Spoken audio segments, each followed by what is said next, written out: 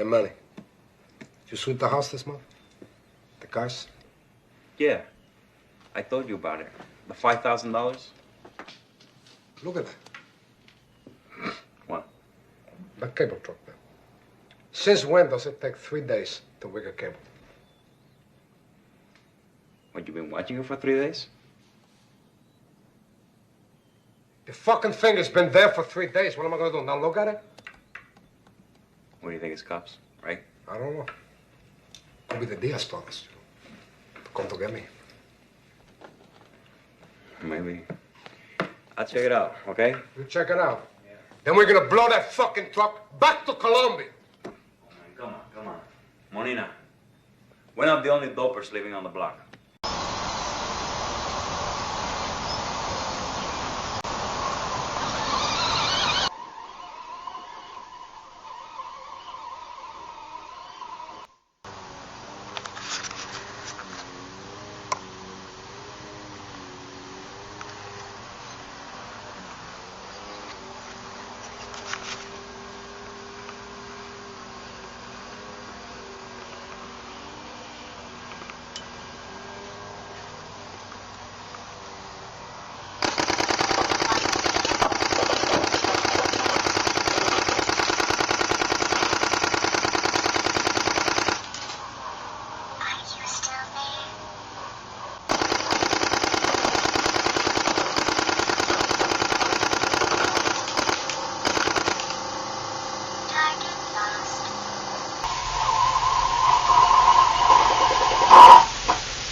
The gun, and Mike, it appears to me that the Gladiators really enjoy shooting that gun. They want to get those contenders.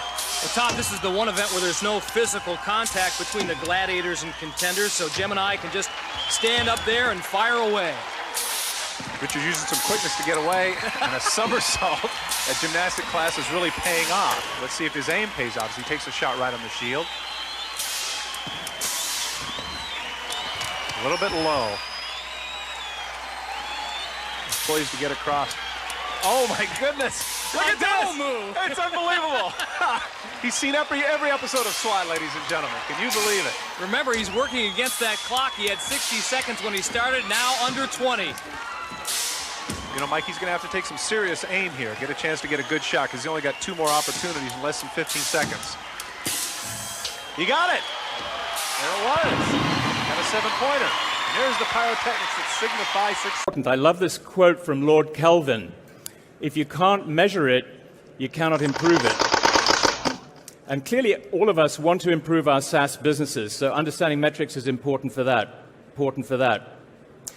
But metrics also play another role, which is once you start regularly measuring a series of numbers, what you'll find is that your team will realize the importance of those numbers and start to work on improving them. What we have to use to compute valuation is to look at a combination of 2 factors.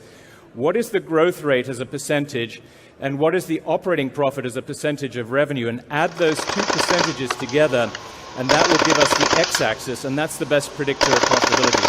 The rule of 40, because you want your growth rate plus your profitability to be equal to 40%. So you could be growing at 50% and losing 10% per year, or you could be growing at 10% but making 30% profit, and both of them would be acceptable and hit the rule of them would be. Your goal is to produce a repeatable, scalable, and profitable growth machine. If you can figure out a way to grow your business in a way that's scalable so you can do it as much as you want to, and it's also profitable, you have, in effect, defined and built a cash-generating machine where you can put in $1 of investment and a few years later get out many more dollars. The question of how do we measure bookings, it's really quite different in a SaaS business, and the right way to measure bookings is to look at net new ARR, and net new ARR is made up of 3 components. The ARR that you get from brand new customers, the expansion ARR that you get from your existing customers, and we subtract from that the revenue that we will lose from churned customers that we lost during the quarter, which is you can think of a SaaS business as being a funnel. And if you run the whole business around this idea of a funnel, everybody recognizes what you're trying to do. And the SaaS, to calculate bookings, we simply have to take the number of leads coming in the top of our funnel and multiply it by our conversion rate, and then that'll tell us how many deals close at the end of the funnel. And then if we multiply that by our average deal size, we have our bookings number. This is one where you drive your customers to the website and then you ask them to do a free trial and you hope to close them after that. Now look at that by lead source, and you can start to discover which lead sources provide you with a good return on investment where you can afford to spend more and plow more money into those lead sources there. So when you have salespeople, your bookings equals how many salespeople do you have multiplied by the PPR, the productivity per rep. That's the average amount of business that each rep produces. And let's look at each of these in turn. So one of the biggest lessons I've learned is that every portfolio company I've dealt with has at least once, and normally most often twice, missed their sales numbers by failing to hire salespeople on time. And when you're a founder in the early days, you normally don't worry about missing your hiring timing because you're saving money by hiring people a little bit later. This is the one place where that really is important to not do, because you will miss your bookings plan if you don't hire salespeople on time. And that leads me to the importance of recruiting. And really would recommend to you that every one of you understand that recruiting is now one of the crucial skills you need to build to have a successful startup. And you need to bring that skill in-house. Looking at the second variable in that formula, productivity per rep, that's affected by the quality of people that you hire. And again, this goes back to why recruiting is so important. You need to have great talent coming into your organization. But it's also impacted by how good of a productivity per rep is evolving. I strongly recommend that you look at a chart like this where you have every salesperson you've ever hired and a green bar showing you whether they're above quota or red if they've gone below quota. And what we're looking to achieve here is in the far right-hand column where we have many green salespeople, and that tells us that our onboarding and our hiring is working well and we're successfully getting our salespeople productive. If it's not working well, then we need to fix either onboarding, training, or hiring to get our salespeople productive there. And it's to look at how many of your reps are above 75% of quota, and a rough goal here is 75% of them should be above that. And how many of your reps are above 100% of quota, and here a rough goal that's useful is 50% of them should be above 100%.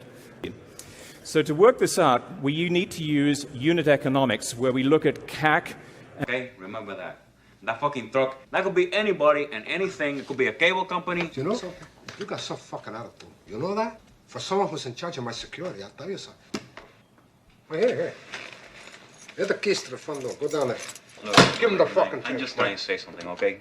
What? You're spending a lot of money on this counter-surveillance stuff. I don't give a fuck. It's already 12% of our adjusted gross. 12%. It's not peanuts. I don't give a fuck! It makes me sleep good at night. That's what counts. Okay? You worry about it. I am worried about it. I'm telling you, we're getting sloppy. Our thinking, our fucking attitude, you know? We're not fucking hungry anymore. Why aren't you